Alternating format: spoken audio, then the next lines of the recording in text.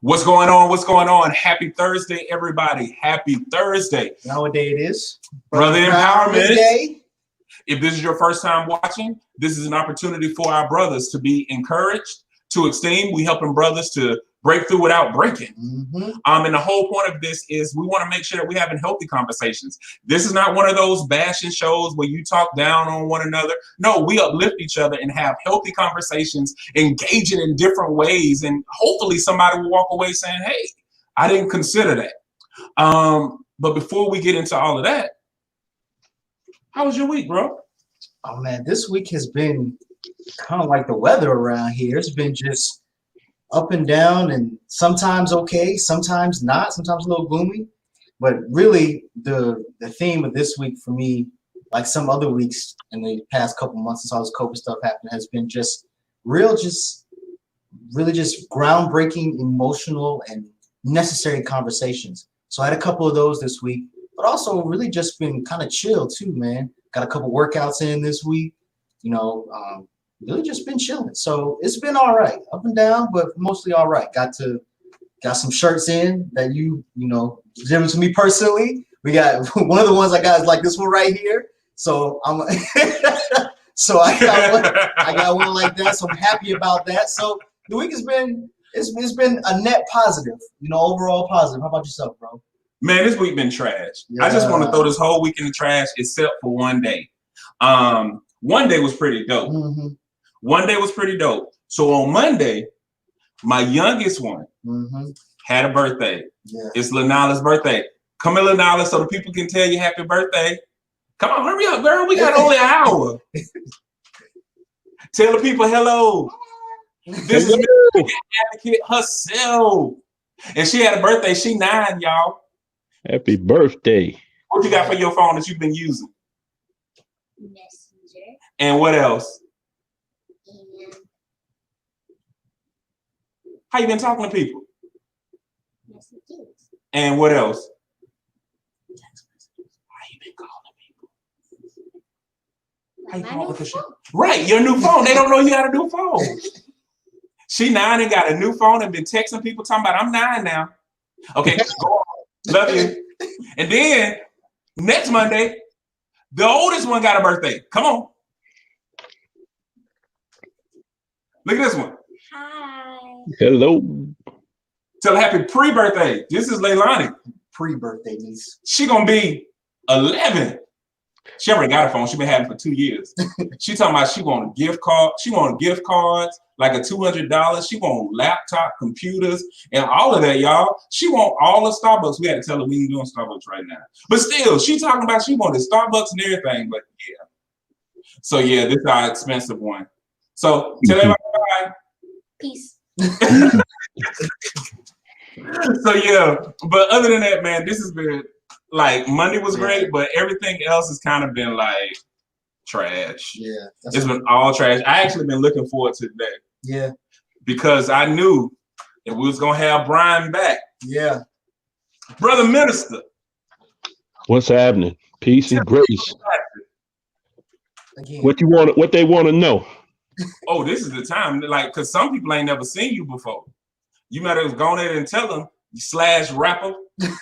I'm just a common dude that's trying to figure out how to get folks free. That's what I do. I read, write, think, talk, and fight for freedom. That's what I do. And it ain't sexy all the time. So it's really not. It's so not. That's what we do over here. And we live what we talk. So that's me out here in Vietnam right now. So yeah.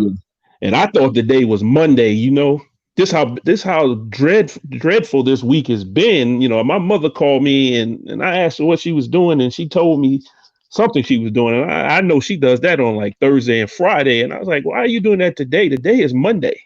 Yeah. Wow. My days are so screwed up because of the rain, because we're locked indoors and you don't want to go outside. So we're just trying to maintain, man, surviving the day, winning the day. Oh, yeah. Yeah. No, I feel you. Yeah.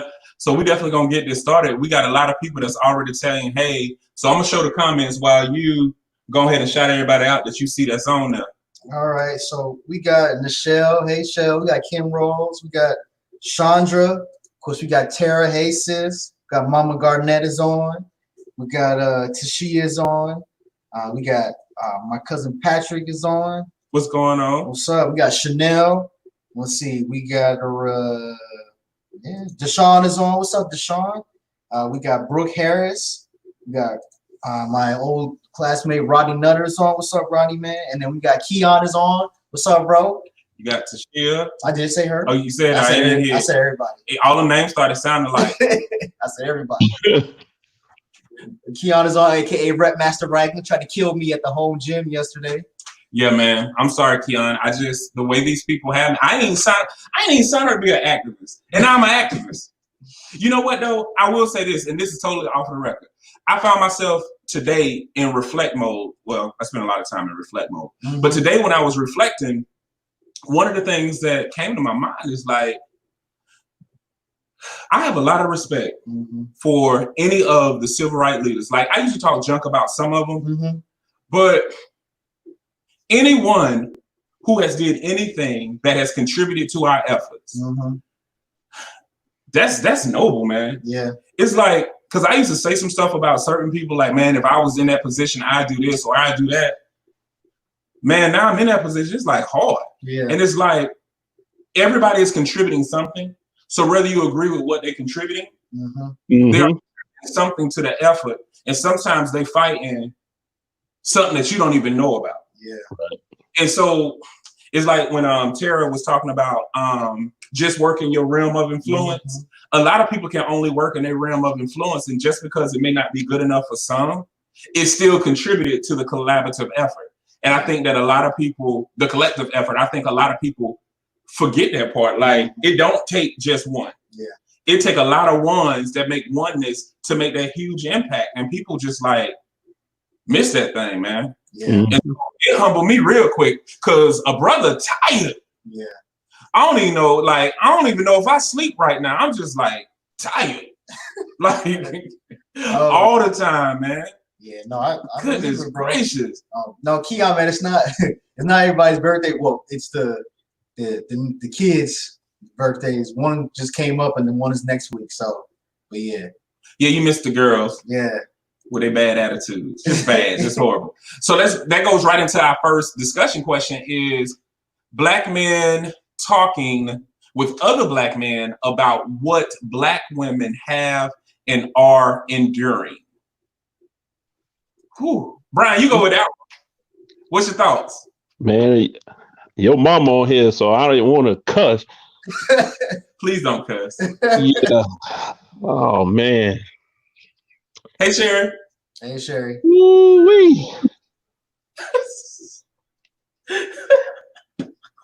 Man, let me just kick it off like this. One thing we as black men have to come to grips with is that we all are sexist. I don't care how, you may say, well, I'm not really sexist. I don't call women bees and hoes. I open the door for my wife and for my daughter or my aunts and uncles. But at the end of the day, we're all sexist. We have these sexist tendencies. Many of us were raised in communities where aunts, uncles, and friends and were treated women as if they were simply butts and breasts. And that's what we tend to gravitate toward. And we live that out every day. Every day. I had a conversation with a brother about 2 months ago, and he told me he was a life coach, and he started telling me all these different stories about how he coached women versus how he coached men. And I stopped him. I said, "You're sexist." I said, because the first thing you say to women is, "Look at how you dress." I said, but you don't make that same appeal to men. Right. And he says, "But I'm not sexist though." I said, think about what you're saying, man. Right. I said, think about, I'm not telling you a bad dude. I said, but that is a sexist way of looking at things, because the first thing you say is, oh, you dress like this, or how you carry yourself in public. I said, well, it may be a true statement, but you don't make that same appeal and that same critique of men. He called me about 2 weeks later because he couldn't deal with it. He said, I'll call you back. Oh, 2 weeks later, he said, you know what? You were right. I am sexist. And so how we then talk to women, it comes out every day. Maybe not with our immediate, those women in our immediate circles, right. But those whom we don't have that level of respect for, it displays. Yeah, definitely. I will add to that, though. I think that a lot of times, in addition to that, we tend to mind our own business at the wrong times, or we mind our own business when it's convenient. Like, it took a lot, even though it didn't take a lot, for you to say, hey, man, you're being a little sexist. Yeah. Because every day is a process of the things that we have been conditioned to. It's like reprogramming every single day. So just because you come into the realization of something doesn't automatically assume that the intended behaviors will automatically correct. Every day you got to work at it, because habitually you've been one way. And now just because cognitively you realize that it changed, you still got to learn that new behavior to go with the thought process that you're trying to achieve. Yeah. And so every day you got to renew your mind. Every day you got to find a new way to make sure that you're not doing those practices. Like, I could tell you the big eye opener for me. I have never told my kids, put on your clothes because somebody's coming over. If my kids got to put on clothes because somebody's coming over, that somebody doesn't need to be in my house. Right. We also are telling them, based on how you dress determines the behavior that you will receive. So you are at fault and you can control how people will treat you. And that's not true. We can't control how people will treat us. There are several women right now who are raped with clothes on. Right. Yep. I mean, come on now. We can talk about the most covered women. Muslim women are raped. And some of them, all you see is eyes. Yeah. So we gotta work towards that too. And tying into the topic is that I think sometimes we confuse helping men to understand with thinking that we know what women think. Right. Oh, yeah. Different things. I can help you understand where you're veering. Like, man to man. I technically can help you understand, like, hey, it's not like this, it's like that. But that's not the same as saying I know exactly how a woman feels. And I think that sometimes we're living in a world now where we talk about equality, but equality is not same. So we can be equal, but there are certain things that are not the same. That's why people have several different communicative styles. So sometimes men are trying to help another man understand where there is an error or where there is a misunderstanding. And some women take it as men are trying to tell other men what it means to be a woman or how women are perceived. That's not necessarily true. Yeah. Right. What you about to say? That breath, you got a deep breath, it came in. Well, we'll read Tashia's comments first. Some men dress in a provocative way when they wear those too small t-shirts and those too skinny jeans and those gray sweatpants. I mean, that I've noticed. I'm just saying, the way I dress doesn't determine your level of respect. You're right. Yeah. Because when I continue to lose this weight, I'm gonna be one of those men that you're talking about. And if y'all have ever seen my man Keon or Devontae Raggett walk around, it looks like him and Kerwin, they are attacking their shirts or their clothes. Man, Kerwin spray painting that on. That's straight body paint. Hey, we love you, Superman. We had to get that out there.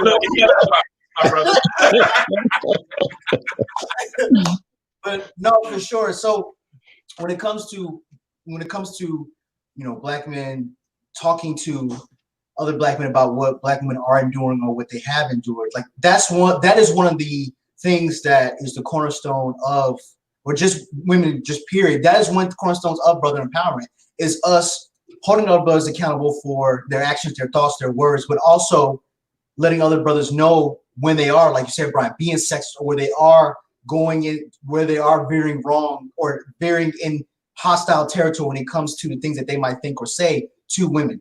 As far as when it comes to Black men talking to each other, a good sister of mine, her name is Carissa Garman, she put on her page today that, you know, a couple of terms, you know, misogyny, patriarchy, gaslighting, and tone policing. And I don't know if I talked to Jay about it, Brian, but I don't know if you heard J. Cole put out a new song called Snow on the Bluff. Yeah.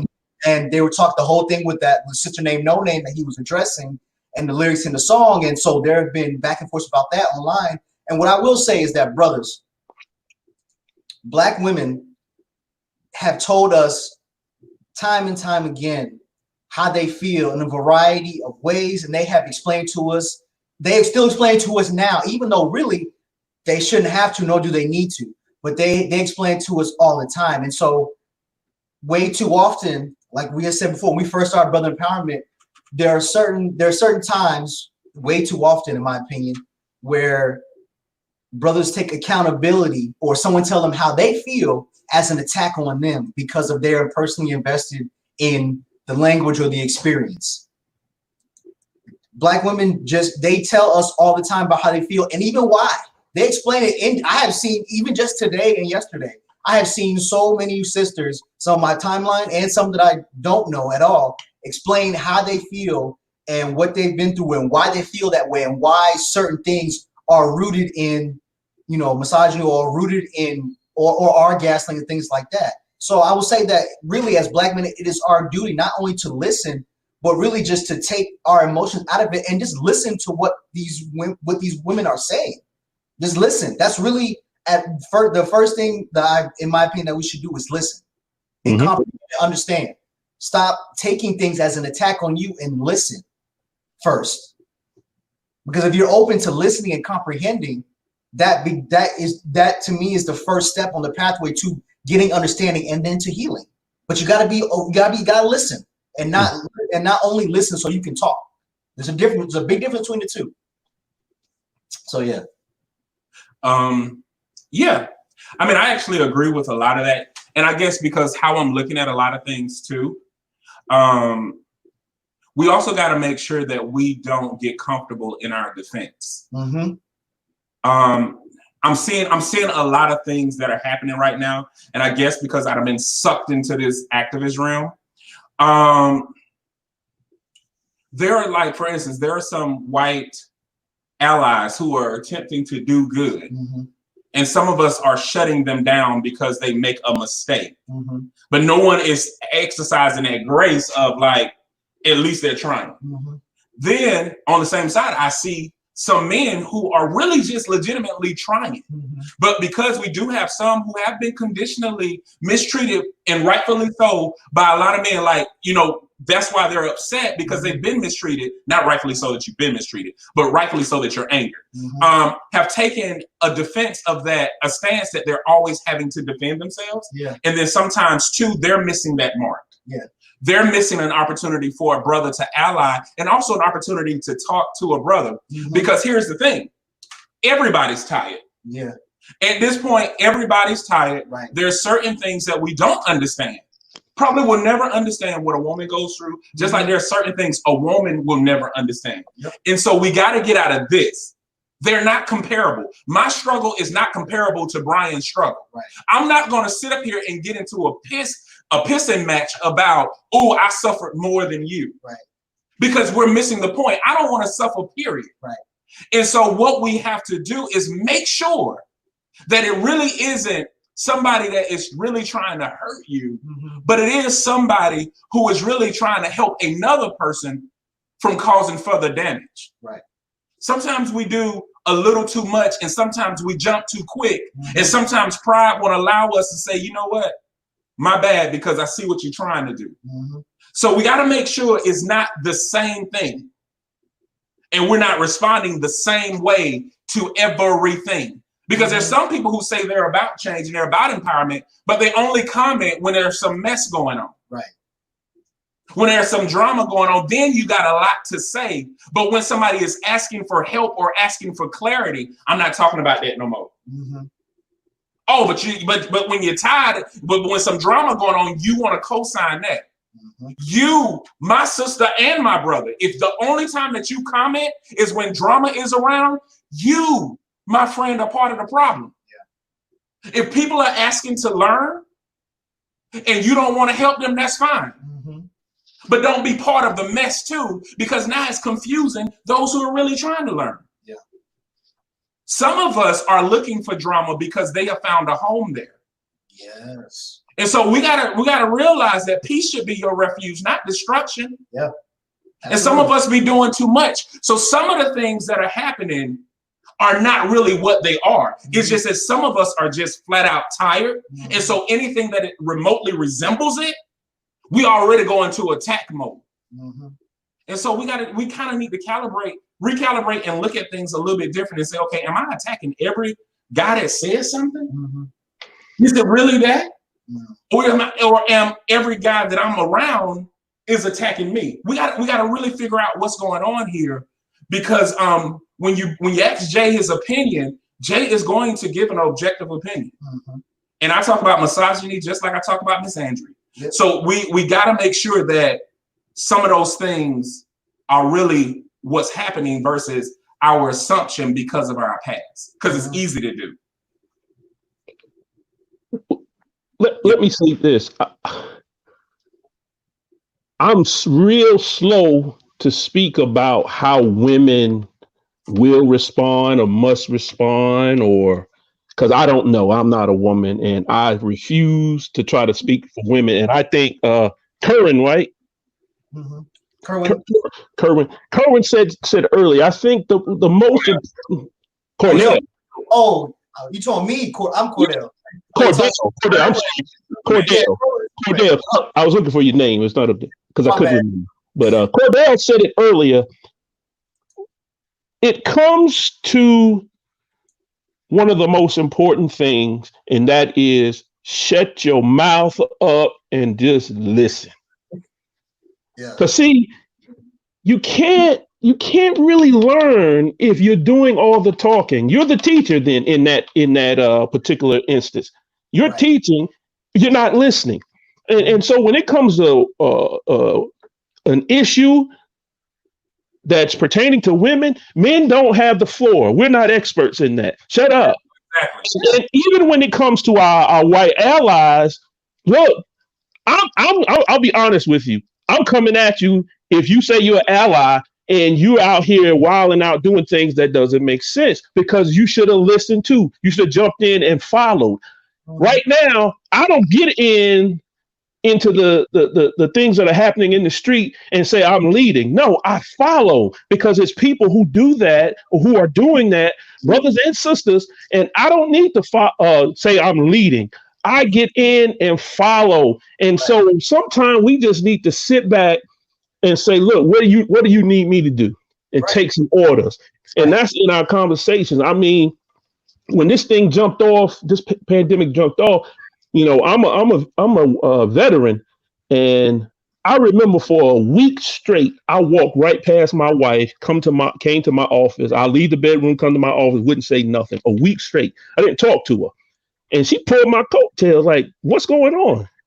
You know, you need to talk. You walking around here like you mad with the world. But in my mind, I have flipped on like this is a deployment, because I'm thinking in 260 days, this thing will be over. So I'm doing the countdown to it's over.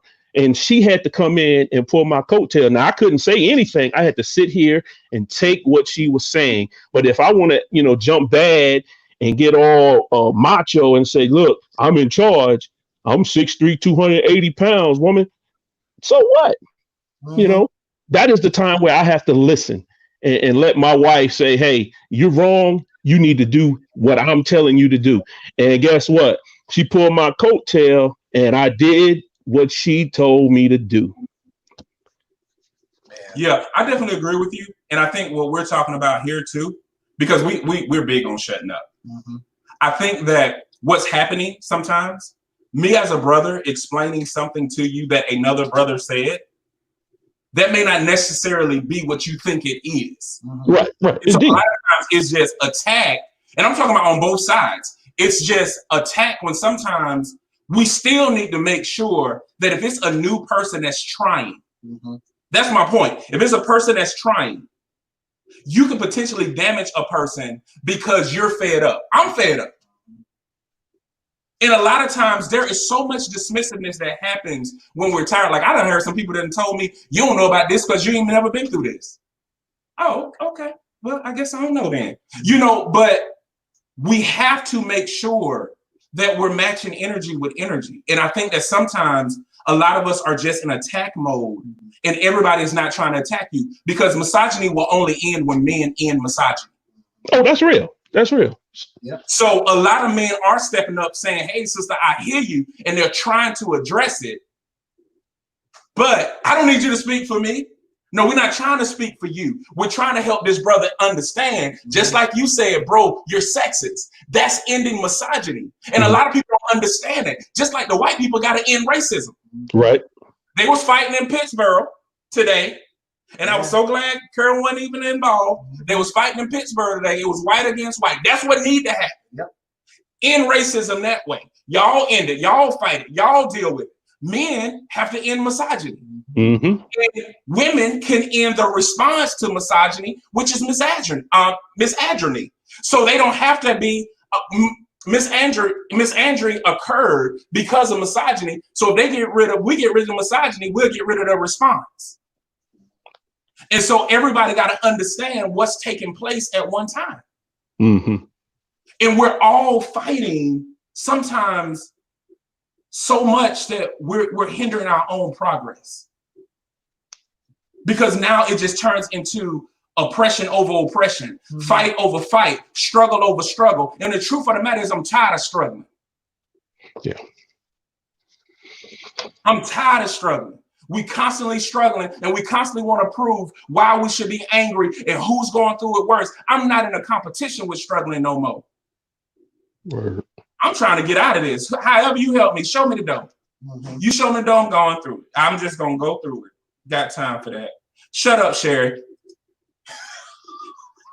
You know, Sherry been talking so much trouble. Yep, I miss you, Sherry.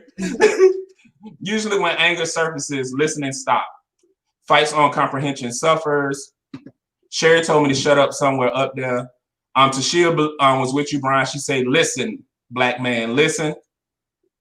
Cordell, they just want them digits. That's why they wearing tight shirts? Okay. She said, your tight shirt got Brian confused, Cordell. For real. Dang, I thought it was. And she talking about, that's right, shut up, Jada Wade, and listen. Mother Celeste is on. She said, listening is the key. Yeah. Miss Andry. Misandry. I was like, Miss who? What? Yeah. Tara and Mama agree with you. Sherry said, you shut up. Rod, get her. Sherry's about, hey, Brian. Yeah, but no, for real. I mean, I didn't say too much about the situation online. Yeah. Just because I don't do a whole lot of I don't do back and forth online stuff unless it's really I don't really do it at all. Very rarely, and then I definitely don't do internet arguments because they don't change anybody's mind. But I just thought that particular situation with the J. Cole stuff really just highlighted some real deeper issues within the community, within the Black community, between brothers and sisters. And like Tara said, that once listening stops is when all that extra stuff comes in. And I just saw way too many brothers not listening and really just what the sister was saying. And the sister didn't start off angry. As a matter of fact, there was a bunch of them that were not angry. So let me walk that back. There was quite a few sisters that were not angry. There's some that were. There were some that were tired, and there were some that you could tell they were irritated. Yeah. That being said, the responses, most of the ones that I saw were very detailed. But again, I just saw brothers just really not listening or just saying their opinion and saying, that's it. Don't say nothing else. Like, that's it. That's how I feel about it, and that's it. And it's like, I done said what I said. Yeah, and it's like, well, or don't bring that stuff this way. It's like, well, you are telling people, or sisters in the case, not to bring, responses your way because you don't want to hear it. So you've already shut the door for communication, effective communication. You shut the door already. Yeah, I'm with Tara too. I think that sometimes when we get angry, we stop listening. Yeah. And we're at a place now where we have to realize that tension is just high about everything. Yeah. And the sad part is it's compounded because the stuff that you already are dealing with, you're still dealing with on top of the new stuff that's going on. Yeah. And I think that a lot of people don't realize that we are all fighting different battles at the same time. Yeah. And that's the part I think that hurts me more than anything, because a lot of us are saying the same thing, we're just saying it differently. Yeah. And then when we start getting into like communication styles, it's like communication isn't one dimensional. Yeah. And I think one of the things too is that one of the things that I myself practice, especially now, the more irritated, the more angry you get, the harder you should listen. You should be listening intently anyways, but you should be more, in my opinion, you should be more concentrated on listening if you feel yourself getting upset or getting angry, because obviously there's something about that subject or the interaction itself that is causing you to feel a certain way. So if you're not going to disengage and you're going to continue engaging, if you feel yourself, if you feel that level of ire rising up, I think you should be more intent to listen when you're the anger that you get. Just because, like Tara said, if you're angry and you already don't want to hear what that person's saying, that says something right there. And I'd rather you just say that. Like, right. I don't want to hear you, but this kind of ties into the next one anyway. Yeah. What would be more effective, addressing one struggle at a time, or having a hop on the bus theory? Example: Black Lives Matter plus Pride community, etc. This is a piggyback. Should we feel some type of way when people say all lives matter as opposed to Black Lives Matter? Example: can we as Black people actually fight for just Black people, or is that too narrow-minded? That's a loaded question. It is. It's compounded. So I'll just attack it one by one. As far as the question of should we be fighting for multiple things at one time, I would say yes, simply because, what's up, Tadao? I would simply say yes, simply because there are some things that we're fighting for, they intersect, which is what intersectionality is all about. So there's certain things that we're fighting for that intersect with other things, and we can fight for both of them at the same time. I.e., we can fight for the rights of Black people, or the safety of Black people, and also fight for the safety and the rights of sisters in the community, because those things go together. I mean, because you have sisters who are, not only are they women, but they're also Black, so they're fighting two different issues at the same time. So why can we not fight against two issues at the same time, or more than one? I guess for me, because I guess I'm the other way. I look at it as it's collective.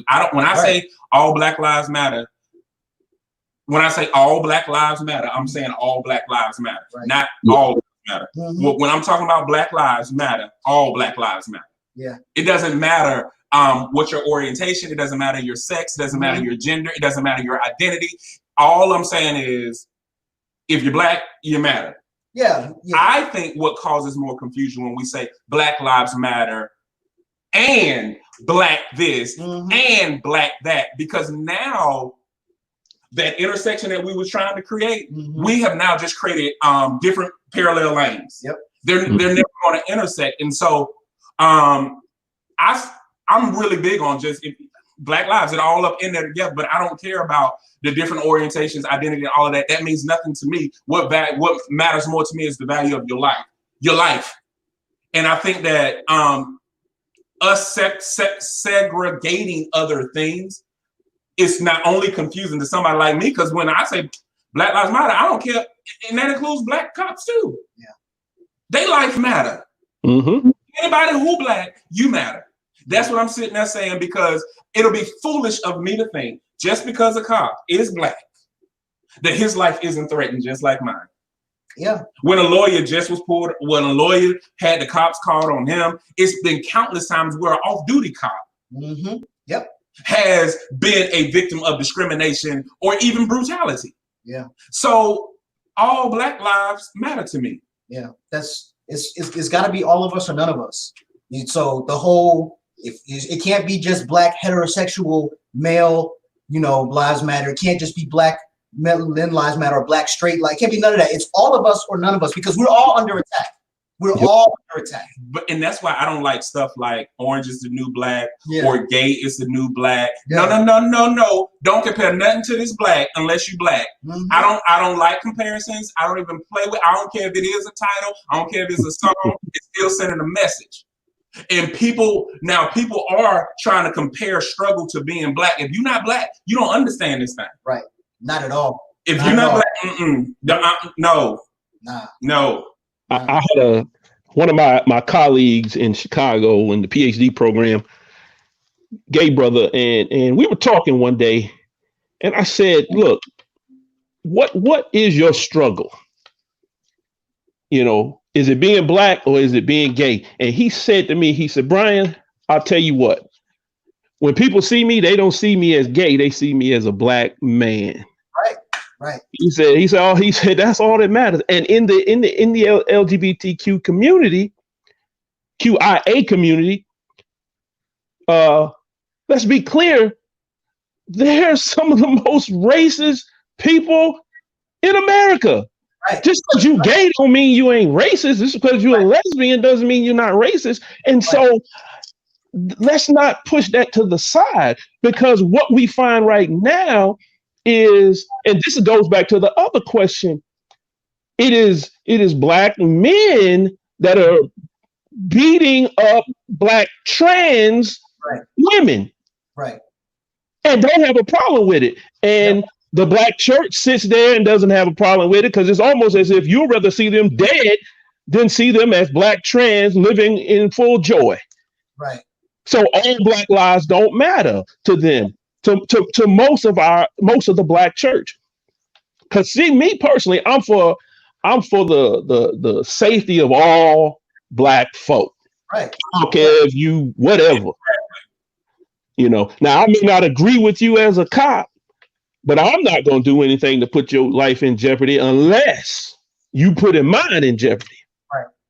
You know, but you know, when you say all lives matter, that is exactly as you said, Cordell.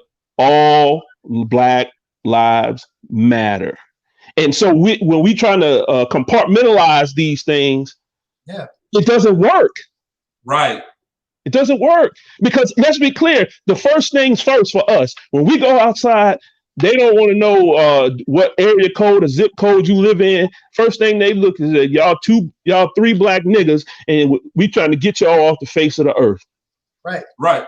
Yep. And they don't care if and they may not care at the moment if we men, women, or otherwise. You know, they don't care. Children, child, man, woman, they don't. We black. That's what I said first and foremost. That's what they entered is into the mind. Oh, they black. Okay. They don't care who you sleeping with. Yeah. They don't care about none of that. So it's not one of theirs. Yeah. Right. And some of the things that sometimes when people say we're hopping on the bus too. Now, all things black, I don't have a problem with fighting for at the same time. Mm-hmm. But here's the other thing though. It goes to that same thing. Use your realm of influence. Some people are better at fighting for equality for black sexuality. Mm-hmm. Mm-hmm. If you don't understand sexuality and you don't understand it, stay out that realm. But now if you understand the judicial system and the criminal biasness that happens there, fight over there. Mm-hmm. If you are an academician and you understand the things that people go through in academia and the biasness there, fight there. Right. If you understand the laws, fight there. If you understand taxation and you understand all the things about our economic system, or the people that say economic system, fight there. But don't tell me because I'm fighting against economic inequality, that my fight is less than your fight because you're fighting for systemic oppression that happens to happen in higher learning. No, we gotta fight it all. Right. Yeah. Let me fight this and then say, thank you, brother, for fighting that. Thank you, sister, for fighting that. Stay in your realm of influence, but also stay in your realm of knowledge. Right. Yep. If you don't have knowledge on it, don't be out here pontificating on things you know absolutely nothing about. Exactly. Let them people fight. Let the people fight who know what they're fighting for. And that ties all the way back to what we were saying about women, addressing women about their struggle. Women know women better. Yep. Men know men better. Yep. People who deal with different types of sexuality, they understand all of that. If they're part of the community, there are things you just don't know. Right. And you know, we big on our proverbial statement. Let the top lip meet the bottom lip. Sometimes it's better just to be quiet. Yep. As I was saying earlier, listen. And we said it last, I think past 2 weeks. Be a subject matter expert in your lane. Mm-hmm. And your subject that you know. And like Brian said, if you want to step into another lane or something else, then follow first before you try to lead. Follow first. Step in line and say, hey, what do you need me to do?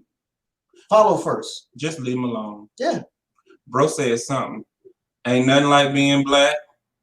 And then he said, yeah.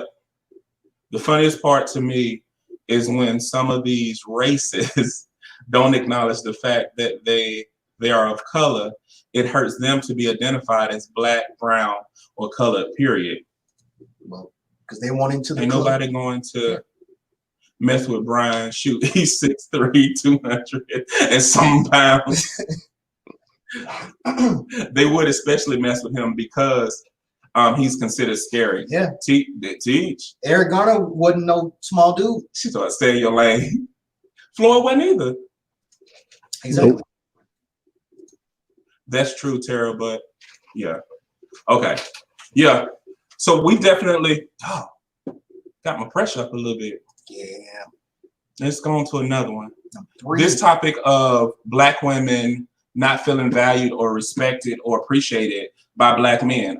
I think we kind of addressed that. We all know that we got to do better. Yeah, we got to do better. And I think you said it with listen. Yeah, just listen. And I've seen too many times, especially online, where women, their sisters are they're not attacking anybody. They're not pointing any fingers. They're not saying any names. They're just saying, they're being asked a question.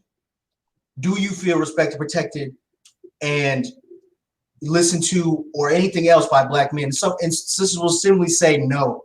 It all comes to, well, you need to do this, or you ain't doing that, or what, this and that. Just listen. There's a reason why sisters feel that way in an overwhelming fashion. It ain't just one, it ain't 100. There are thousands, if not millions, of black women who feel that way. Yeah. There's a reason for that. It ain't just something that they just all got into a huddle one day and said, we just gonna piss off black men today, so we gonna tell them we don't feel respected or protected. No, there are statistical facts that prove that.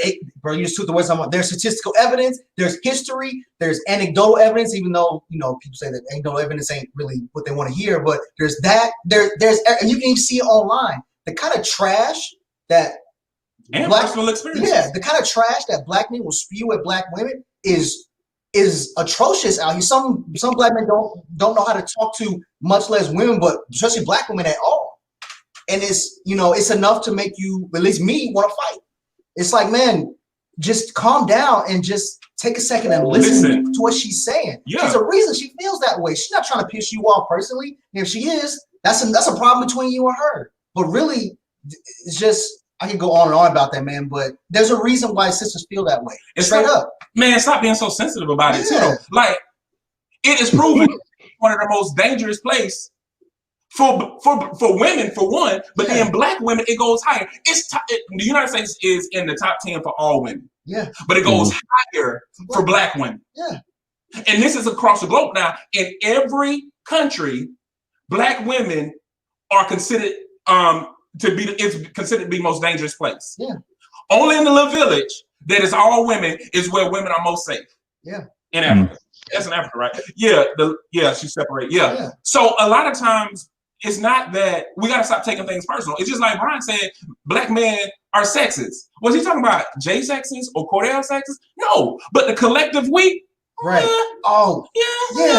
Yeah. It's true. Yeah. And if we are always saying, well, I don't do my mama like that, or I don't do my cousin like that, 9 out of 10, we're being sexist because we only want to address those that we have a personal impact or a personal connection with. And that's not right. Yeah. Yeah. Women are saying it, and we got to do a better job of protecting our women, period. Straight up, man. Even at times where you're going to take, you know how many times I've been cussed out for something I didn't even do, but other men have done before me? Right. Mm-hmm. That is not the time. I have been the punching bag for several men. Mm-hmm. Several men.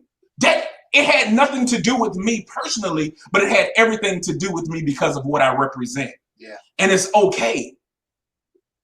Our women need our help and they need to be supported. And the truth of the matter is, from a statistical standpoint, they have been holding it down when we have been killed, robbed, in jail, away from home. The list goes on and on, where respect is just given. Man, anytime now, and it's been proven that that when it comes to Black life being taken and violence, that the responses when Black women are killed versus Black men are very different. But even that being what it is, when a Black man is hurt or killed, Black women are in mass going out and speaking on that, demonstrating on that, and still coming back to the community and enduring what they endure. Come on, man, brothers, that ain't right, man. That ain't right. That is not right at all, man. So yeah, I mean, I understand. And also, one thing I do have to say, because I've seen many vitriol spew behind this. When sisters say that men are trash or Black men are trash, and you get the brothers who come by and say, well, say something, this and that. Of course, this is explained about women too, so this ain't nothing new. Of course, Black women know that all Black men are trash, or they're not all anything. I'm gonna say, if you can understand Black lives don't mean other lives don't matter, you can understand they ain't talking about that. Come on now. So if you don't do those things, one, there's no need for you to say it. There's no need for you to put the sum in there, because that really is a form of you taking. That's really a form of gaslighting. You're distracted. Mm-hmm. They know that all Black men don't do some of the stuff that they say. They know that. What they're saying is too many of us do it. The overwhelming, like Jay said, the overwhelming collective are guilty of it. So that just means, brothers, that we have to do more work with each other. If you're a brother that's not doing what they say, then go to some brothers who are, or if you find some brothers who are, then you gotta talk to them, hold them accountable. You change your ways. Yeah. Your ways are unacceptable. All right. We're gonna work on that. Brian, do better. I know I need to do better. Let's be clear. I'm a hyper masculine guy. I mean, I'm hardcore dude. You a jerk. You a jerk. You know what I mean? I don't front about it. I don't wear sandals because I'm like, that's feminine. That's just how I feel. I heard it in the Wu-Tang song, and I was like, I ain't wearing sandals ever again in my life. And that was 8 years ago. But and actually the same brother I was talking to, we were in a conversation, and he said, folks, if I didn't know any better, I would think you were homophobic. Mm-hmm. He said, because you're so masculine that is no way that you should have that type of appeal to the LGBTQIA folk. And I said, man, I could care less who somebody sleep with. I have a hard enough time dealing with my own wife. Mm-hmm. So I said all that because, I have a hard time dealing with the emotive state of being in marriage. My wife has to tell me, you're not affectionate enough. You don't hold my hand, because I don't like to hold her hand in public, because I think somebody's going to try to rob us and I need my hands free. But to her, she takes that a particular way. Mm-hmm. and I understand it. But my masculinity is so hyper that I'm just like, I can't pull myself to do it. And this is just me being just self-disclosing. But then I have a 10-year-old daughter. Mm-hmm. And that pulls something a little differently in me. Mm-hmm. And so I'm constantly battling with my macho-ness and my pseudo manhood every day to kind of balance this thing out. And I remember particularly, I took this class called Queer Theology. Uh-huh. And one of the professors, she's a lesbian sister. And I made the same statement I'm making to you all. And she said to me, Brian, that is a very queer way of thinking. Uh-huh. And I said, well, isn't that something? Because I never would have put that together. She says, for you to be able to stand in front of people and tell them you're hyper masculine is a queer way of thinking, because most men can't be that honest. Yep. Okay. And so, because it's just like when you call somebody a racist or white supremacist, they say, I'm not racist. When you say I'm masculine, I tell you, yeah, 100%, without a doubt. And so, but I understand that's a constant place of work for me. and I fail miserably at it every day. Every day. I'm a great father, and I'm like a 50% great husband.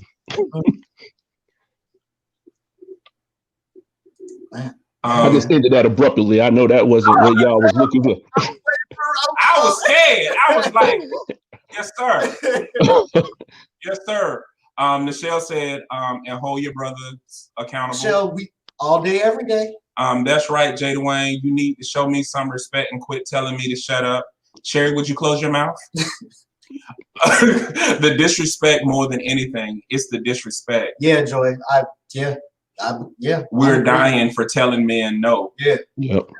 Wally, you come. See, this is what I'm talking about, Wally. You come 3/4 of the show or 80%. And I tried to call you to check on you because I ain't heard from you. Hear how you show. Tell Wally, hey, Brian, this is Wally. Hey, Wally. Yeah, I think that there is a lot of repair. There's a lot of healing. Yeah. That just needs to take place because we've all been impacted one way or another. And the funny thing is, the root, what people fail to realize, I don't care what they say, is like this systematic, amorphic oppression has shaped a lot of the ideologies that we have. And us defending it and trying to build on some of these things are causing more damage. Yep. But because we don't want to pause and reflect, disarm and dismantle the persona and let true healing take place, a lot of us are causing more damage. Yeah. Yeah. A lot of us are sitting here trying to defend something that was never ours to take on to begin with. That was something that was programmed in us to be against one another. Yep. Because if you study the true origin of our history, which did not happen in chains and shackles, did not happen on the Middle Passage, did not happen in slavery, we believe in the balance of male and female. Right. Yeah. We believed in the attributes of what is masculine and what is feminine and what that does. We believed in all of that. Those things have happened to us because of the things that we have endured here. So everyone is now in fight mode because every individual has been conditioned to survive. Yeah. It's time for us to start living. Yep. I'm tired of fighting. I'm tired of just surviving. I'm tired of just getting by. We arguing about some of the dumbest stuff, man. Yeah. When there are people like Joy say that are risking their life. Mm-hmm. Some of them are losing their life for just principle. Mm-hmm. And we want to sit here and argue over semantics when the truth of the matter is we all hurting. Yeah. We all need a hug. Yeah. And just sit there and sniffle and cry a little bit. And I'm serious with that. Like, we all are hurting. Yeah.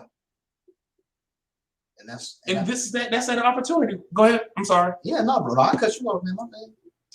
No, that's by design. For us to be in a constant state of injury is by design. It's by design. And what Brother Jay said, if you build on crack foundation, you cause more damage. Because you build a house on a crack foundation, the house is damaged over a number of years, and then you got to fix the foundation or tear the house down. Either way, the foundation is the problem. Grappling perceptions. Yeah. Yep. Guys, this is really a plea, man. That one of the things that I vowed to do, like, I'm not beefing with no other business, yep. No, especially no other Black business in public, period. Mm-hmm. I'm not going back and forth. I'm not going, because here's the thing though, even if you have good intentions, based on the narrative that anyone is trying to portray, they can take everything that you're doing that is good and make it look bad. I'm not doing that. Yep. I'm not fighting with you no more. I'm uplifting you. And I respect anybody who's contributing to this fight to end racism. Yep. Yeah. Because it's actually hard. Some of you don't talk to some of the people, like some of you are not educating and talking to some of the white people about it. Some of you are angry, and rightfully so. A lot of us are angry. But guess what? Some of us have to suppress the anger for the greater cause to say, no, it's because if I get angry and stop, another brother might be hanging from a tree. another brother may die on concrete. And I just can't afford to let that happen. So I'm angry, but I'm not angry enough to let another brother die, let another sister die. It's time for the family to come together, man. I'm just, it just gets me. Something I was looking for. Stupid thing. It's right here. Okay. I have a few rap artists that are like, well, poets that are like my favorite. And one of my favorite is Saul Williams, who actually happens to be queer too. Love that brother. My favorite by him is Square Root of She Is He. And a lot of people they don't even get that. But one of my other ones is Big Root. And when I was a kid, he had this verse on Mr. album, and the song was called Crossroads. And I found myself reflecting on it today. And Big Root said this: left or right, up or down, these are choices. The end of this life represent the choices that we make. Decisions to live this life out, tuned with your true nature, limit your eternal existence. This is sad. Beyond this world, beyond this dimension lies incredible knowledge. If we close our minds with fear and ignorance, we can't perceive these philosophies. The universe is based on energy and continuous flow. This energy can be tapped and used. We should learn to use our power of deduction. We should know what to eat from our physiological makeup. We should know that destruction of great minds is monstrous because the emotion we possess is human. All these choices are great lateral, a giant matrix makeup, a series of crossroads that we must travel. So choose wisely. That's where we're at right now. We are at a crossroads. So we can use our anger to further destroy us, or allow it to be a motivation to bring us together and bring about change. For the first time in history across the globe, white people are listening and actually are asking what to do. You may not care that they have taken Aunt Jemima or Uncle Ben off of those products. But as I was talking to Tara earlier, somebody wrote that letter and somebody has been saying that is racist a long time ago. You may not have asked for it, but somebody did. Somebody has been asking for those slave monuments to be restored and take down the Confederate so it can be a whole story. You may not have asked for that, but somebody did. And all these things that work together, there's people that is fighting for legislation. There are people who are fighting the systemic oppression every single day. You may not have asked for any of those things, but somebody did. But we're at a crossroad. It is not time to break down anybody who is fighting towards anything that is anti-Black, no matter how minute it may be to you. Because what you can do is cause further damage and cause us to really lose the momentum that we have towards unification and finally excelling towards something that is greater than ourselves. This is not the time to be selfish. This is really the time for you to take the calculated silence and shut up when it has nothing to do with you and allow these steps towards anti-racism to come forth. This is the crossroads. You got to choose wisely. And for anybody who is complaining about those small things, think about how the small things on a day-to-day, the microaggressions that are the tidbits of white supremacy, of racism and all that affect us on a day-to-day. Those things injure us on a day-to-day. So why wouldn't we, at the same time we're fighting we're battling the big stuff, battle the small stuff too? That's one thing I don't. Our own people take our own resourcefulness away from us. We as Black people can be many things at one time. We are versatile. Right. We can do many things at one time. We can fight to get that statue ripped down from where it is, and we can also fight to get these laws changed in these courtrooms. We are a resourceful, versatile great people. And still have dinner cooked and take You know your what I'm kids to saying? school. Man, we have showed that Black women took care of the slave master family, nursed their babies, cooked them dinner and did that, and then took care of her own children and her spouse, husband, whatever, same thing, but her spouse or whatever, So Black men go out here and we do great things in tandem at the same time. We slaves tilled the fields, and I don't want to harp on this too much, but slaves tilled fields, did everything, performed 12 hours of manual labor, and then came back and were fathers, husbands. So don't take that away from your own people. Don't take that away from us. We can do damn near anything at the same time. We can do great things at the same time. I guess tonight just ain't gonna be no kids show because he done said the N-word, you cussing. Y'all what did I say? I didn't cuss. Mm-hmm. Did I? Yep. Yeah, you did. Sorry, kids. Yeah, my bad. Look, Marcelo, somebody please speak on it. Marcelo, you did. Yeah, you shut it down too. You was like, it's done. Yeah. So and seen. Yeah, but no, that's unfair, man. We have our own people taking away our ability from us or downplaying our ability. Hey, what's up, Marcelo? Or taking away our ability, man. And let's not do like the brother Jay said. Sometimes just be quiet. You don't agree? That's cool. You don't have to say it. You don't like it? That's cool. But you also have the ability, the right, and the discretion to do nothing, to say nothing, to think nothing. You know what I mean? Like you have all those. See, look, he just got on here talking about, yeah, I believe it. But no, but really though, I mean, and not just the last thing I'll say, man, is that we are a great people, and we already have everyone else doubting us, and we're constantly proving them wrong. So we shouldn't doubt ourselves and take away from ourselves, because like I said, we're all under attack.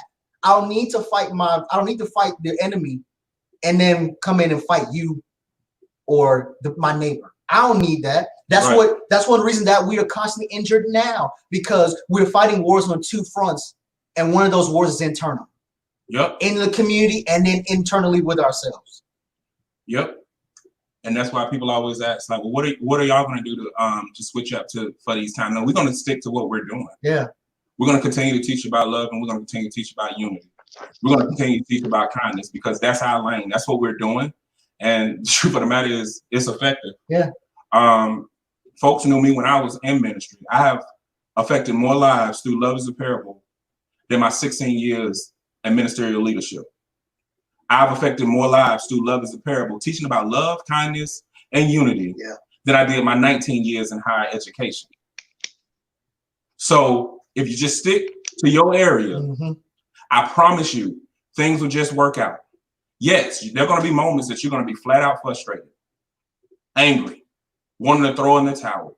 But if you stick to that thing that you were designed, created, and called to do, I guarantee you, in the grand scheme of things, it will make an effective and an impactful change, difference, and be the solution to your healing and the collective healing. Folks, please take us out, because yeah, I mean, y'all said it all. I agree. I agree. and yeah, I agree. I mean, it's ways that I navigate within that. Right. Because I tend to look at, I don't want us to get caught up in, and you all are saying it, but I want to reiterate it, is that we don't get caught up in saying that's the end all be all with the Aunt Mama and the monuments, because I mean, at the end of the day, I understand, and I posted this. That's this imagined guilt from white supremacy, but we also understand that, look, that somebody did something, as you said, and we're with that. But I'm a firm believer, if you find your position, because I'm not overly kind like that, but I'm a nice person. I'm about to say, you lying, no. I'm about to say, I'm not the biggest lie, man. No, I'm not over. Notice I said overly kind. You actually are. Everything that you do is overly. I'm nice, but I mean, but I'm real, and because when you're authentic, and there's a way to live in your truth. Yeah. I'm very honest with white men. Like I'll meet you and I'll tell you I don't care for white men until I get to know you. Until then, we are at odds because I don't have the luxury of trusting you. And I'm authentic like that. So when you live this type of authenticity, people tend to say, wow, I've never met anybody that's that honest. You know, that's my reading of James Baldwin and how Baldwin writes in The Fire Next Time about being honest and saying, look, this is how I see the world. Either you're gonna love me or leave me alone. And that is how I live my life, of being honest with people and telling people exactly where I am in this moment. And I'm not doing all right, but I'm doing all right. You know, y'all understand that, but our white brothers and sisters don't really get that because they like, well, you're depressed. No, we shouldn't have to live on the defensive, and that's something we said earlier. And living in the survival mode, it is exhausting. Right. Every day, it is exhausting. But guess what? When you have children and family, and folks that are coming behind you looking for that baton to be passed, we don't have the luxury to live in despair. Right. You know, so we carve out spaces for joy, and places like this is where we're carving out our space for joy. We carve out spaces whether you go to the mosque or the church, or you go where you can't really go to your frat and sorority meetings anymore, but we carve out these spaces for joy, because if we don't, hey, as Dave Chappelle said, and he ended that scene, rat-a-tat-tat, if we don't have these spaces for joy. Yeah. And this right here is a space of joy. This is a way that we can release that joy and enter into that and carve it out. Because, you know, when you carve, that's intentional. It's not accidental. It's a chisel. It ain't a butter knife. You know what I mean? So, yeah. Going to your brother's house once a week to meet with other brothers on Yeah. the street, carving out our happiness. Yeah. I love that though, for real, Brian. I love that, bro. That's amazing, man. And that's really what it is. Yeah, I'll say this though. Folks, I appreciate you for being on. I appreciate you for speaking into my life over 16 years ago. I appreciate you for being consistent. Anybody tell if the quickest way for me to lose interest in you and disconnect with you if you are inconsistent. Because if you are inconsistent, you are a liar. Yep. And you can't trust nobody, not even yourself. You have been consistent with the things, and I have seen you stand on your principles, even if it caused you to be, removed or asked to leave, or people were intimidated by your stance. But you have been consistent and you stayed true. So a lot of times when people ask me, like, where does my motivation come from?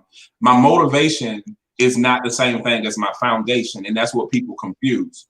I'm motivated by my purpose, but I stand on the foundation of men like you who said that, listen, it's going to be tough. It's going to be hard, but you still can make it through. Yep. You're still here and you're still doing a remarkable job educating people. And I look forward to the day that I can give you a formal platform where you can be in front of even more people, because just like you told me, your word is for the world. Men can be healed just by listening to you, by speaking to you, by talking to you. Yeah. Every time I interact with you, I'm healed, I'm changed. Something new happens inside of me because you're not only the foundation, but now you're adding nutrients to that thing. You not only gave a seed, but here you are coming back nearly 20 years later and saying, guess what? I'm gonna still prune, water, and nurture that thing. And so I appreciate you for everything that you're doing. And I can't wait. I can't wait for people to see all the things that you're gonna do. And I'm gonna use everything in my power. Any brother that's connected to me, they'll tell you, I use everything that I have to make sure that the goodness of who they are is displayed. And who you are needs to happen. Well, salute to you, brother. I appreciate it. I tell you, it's always good to connect with brothers and sisters on this type of platform, and just in life, man. We're doing life. We're building life because, man, this is. Well, I was about to say something a different way, but this is some serious. Go ahead. Nanny. An adult show. Why don't you? Well, you started. Yeah, I was gonna say I didn't. Yeah. Well, I was following my brother.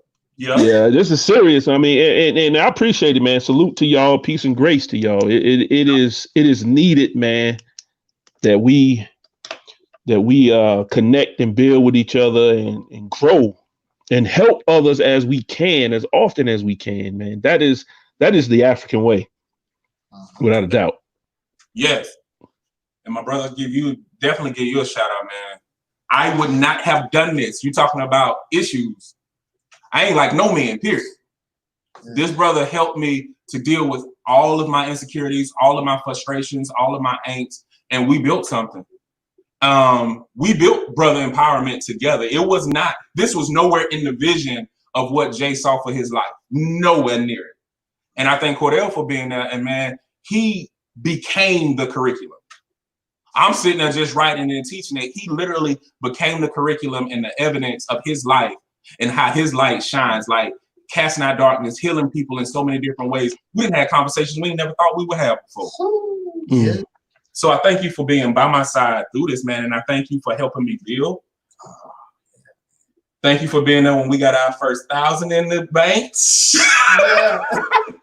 we was happy. Thank you for helping us build everything. From Love is a Parable, from even in the meetings and things that people don't even realize. Thanks for staying up late at night. Yeah. Trying to make sure that we're getting these things together. Thank you for, man, all of those things, man. But thank you most importantly for just being my brother, being an unwavering friend, being somebody I can rely on. You one of the first men I know who ain't let me down. In 3 years, you never disappointed me, never let me down, none of that, man. Oh man. So I thank you for everything that you're doing, man. Wow. Man, That's awesome. I guess I'll end it off. Well, You gotta end it. Well, I appreciate y'all brothers, man. Brian, man, Jay has spoken about you many a time. And see, he ain't believe it. He ain't believe it. He really has, man. I know that anybody who has that profound of an effect on Jay, he talks about that much, is somebody who is solid, man. I mean, I'm talking like diamond solid. So, and I see it, just interacting with you, man. I believe it, bro. And so I definitely thank you for coming on here and offering your words and really just, laying out just what you think in your heart, man. I definitely appreciate that. I mean, and Jay, man, I'll be up here for another hour talking about this brother, but I will say that without this brother right here, I would not be living my purpose, which is what I'm doing right now. I was literally lost. I wanted to help the community and I just didn't know how. I didn't know what to do. Be crazy, man. But I didn't know what to do. And I linked up with this brother. I met this brother on happenstance, and he asked me to come to the beginning of his unveiling of Love is a Parable. And from there, we laid the plan, and we put feet 20, 30, 40 toes down and doing what we're doing right now. So Jay, bro, I gotta say to you, man, like, thank you, man, because without that, I would not be living my purpose, man. Without you, I would not be living my purpose. Hey. And this is what gives me joy every day, to know that every week we're going to get up here and we're going to talk to people and support people here and physically and make ripple effects in the community. And the fact that I have an actual network of people around me that are genuine, and it's all love. Like that right there is man, if I lost everything tomorrow and I still had that, I'm gonna be, don't get me wrong, I'm gonna be sad, but I'm still gonna be good. So I appreciate all the brothers that are here on the live, Kerwin, all the rest of these brothers. Tony, Kerwin, yeah, all you brothers. And especially like I'll say anytime, any brother who is really in the community putting in work and really making change and being a genuine person and supporting people.